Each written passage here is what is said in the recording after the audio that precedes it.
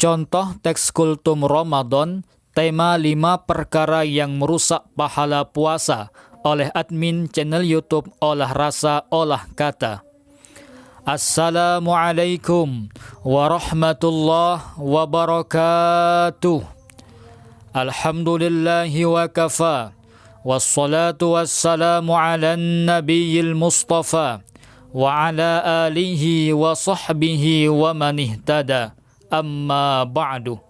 Faqala Allah Ta'ala fil Qur'anil Karim.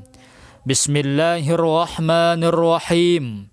Ya ayyuhalladzina amanu kutiba alaikumus siyam kama kutiba alal ladzina min qablikum la'allakum tattaqun. Shadaqallahul azim wa sadaqa rasuluhun nabiyyul karim. Wa nahnu ala dhalika minasy syahidin wasyakirin walhamdulillahi rabbil alamin. Bapak, Ibu yang berbahagia, yang pertama, marilah kita bersyukur kepada Allah karena pada malam hari ini kita masih diberikan kesehatan, kekuatan, nikmat iman dan nikmat Islam, sehingga kita mampu melangkahkan kaki, mengayunkan tangan, menggerakkan badan, hadir di Masjid Nurul Hidayah ini. Semoga berkumpulnya kita di sini menjadi isyarah bahwa kita akan berkumpul di surganya Allah. Amin Allahumma, amin Allahumma, amin amin ya rabbal alamin. Yang kedua, salawat beriringkan salam. Mari kita hadiahkan kepada Nabi pemimpin umat, kepada Nabi pemberi syafaat, beliau Nabi Muhammad sallallahu alaihi wasallam. Semoga kita semua yang hadir di sini mendapatkan syafaatnya di yaumil akhir nanti. Amin Allahumma, amin Allahumma, amin amin ya rabbal alamin. Bapak, Ibu yang insya Allah dirahmati oleh Allah subhanahu wa ta'ala, pada kesempatan ini insya Allah sedikit kami akan berbagi tentang 5 perkara yang merusak pahala puasa. Jadi Bapak Ibu, ada perkara yang membatalkan ibadah puasa, ada pula perkara yang membatalkan pahala puasa. Jadi perkara ini tidak kemudian membatalkan puasa, tapi hanya sekadar merusak pahala orang yang berpuasa, seakan-akan ia tidak berpuasa. 5 perkara ini dijelaskan dalam sebuah hadis. Khamsun yuftirnas shaim, al-kadibu wal ghibatu wan namimatu wal yaminul kadibah wan nazaru bisyahwah. 5 perkara yang bisa membatalkan pahala puasa. Yang pertama, berbohong. Yang kedua, menggunjing. Yang ketiga, adu domba. Yang keempat, sumpah palsu. Dan yang kelima, melihat dengan syahwat. Dari hadis ini dapat kita pahami bahwa ada 5 perkara yang membatalkan pahala puasa. Yang pertama, al-kadibu, berbohong. Berbohong itu Pak, mengatakan sesuatu keadaan tidak sesuai dengan keadaan yang sebenarnya. Sekarang ini Bapak dan Ibu, berbohong itu tidak hanya sekadar dengan lisan, tidak sekadar dengan lidah, tapi kita bisa berbohong sekadar dengan jari kita. Betul tak Pak? Betul tak Bu? Bahkan dengan jari kita ini, kita bukan hanya sekadar bisa berbohong, tapi bahkan bisa menyebarkan kebohongan. Ada HP, ada kuota, ada bahan untuk berbohong. Selesailah tuh. Dengan modal itu jangankan bohongi tetangga, jangankan bohongi satu kampung, bohongi satu negara pun kita bisa, Pak. Maka zaman sekarang ini hati-hati, Pak. Kalau kita dapat informasi, kita teliti dulu informasi tersebut benar atau tidak, valid atau tidak. Kalau sudah jelas kebenarannya, barulah kemudian boleh kita sampaikan atau kita teruskan kepada orang lain. Mari bulan Ramadan ini kita jadikan momentum untuk introspeksi. Pernahkah kita berbohong atau menyebarkan kebohongan? Jika pernah, maka mari kita evaluasi, kita berbenah diri. Jangan sampai di bulan mulia ini kita masih tetap berbohong. Yang kedua, al-ghibatu, menggunjing. Bapak Ibu yang berbahagia, gibah ini penyakit, Pak.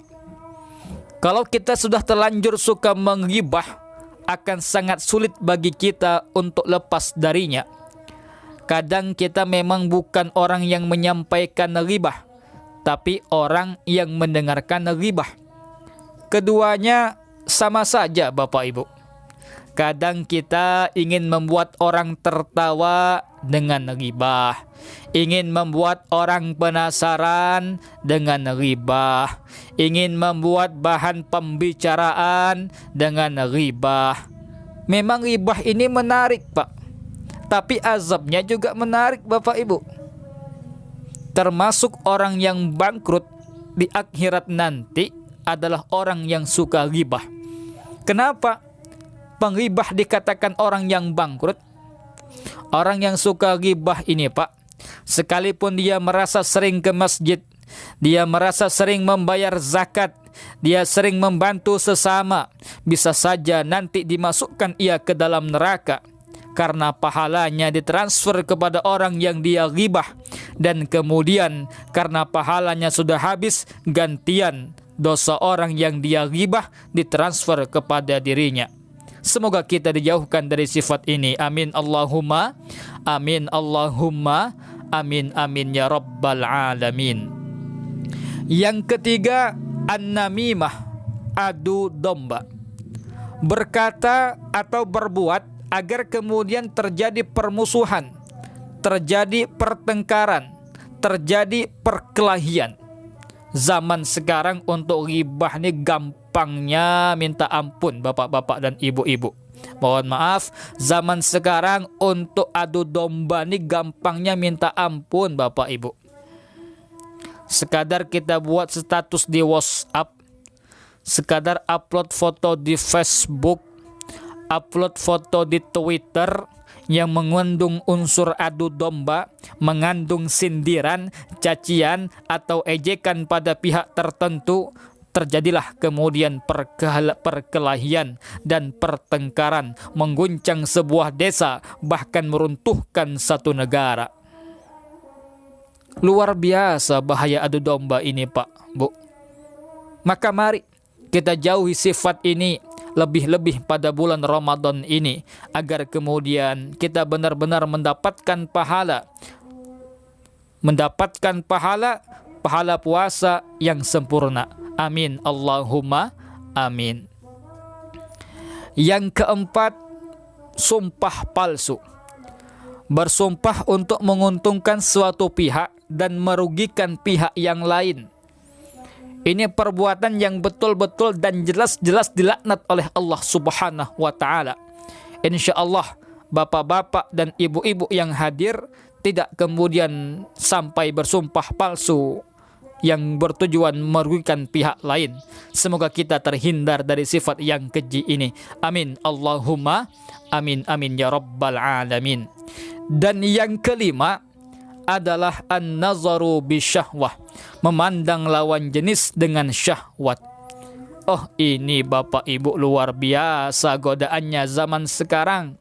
Kita buka HP, buka YouTube, buka Instagram, buka TikTok, buka snack video, apalagi aplikasi aneh-aneh zaman sekarang ini banyak sekali. Kalau kita tak pandai-pandai menjaga pandangan, tidak pandai-pandai menjaga mata, maka kita akan terjerumus kepada namanya zina mata. Allah berikan kita penglihatan untuk melihat kebesarannya, membaca ayat sucinya. tapi malah kita gunakan untuk maksiat, untuk melihat apa yang dilarang olehnya. Dan tentu andaikan zina mata ini kita lakukan pada waktu puasa, maka ibadah puasa kita akan sia-sia. Bapak, Ibu hadirin yang berbahagia, itulah 5 perkara yang bisa merusak pahala puasa.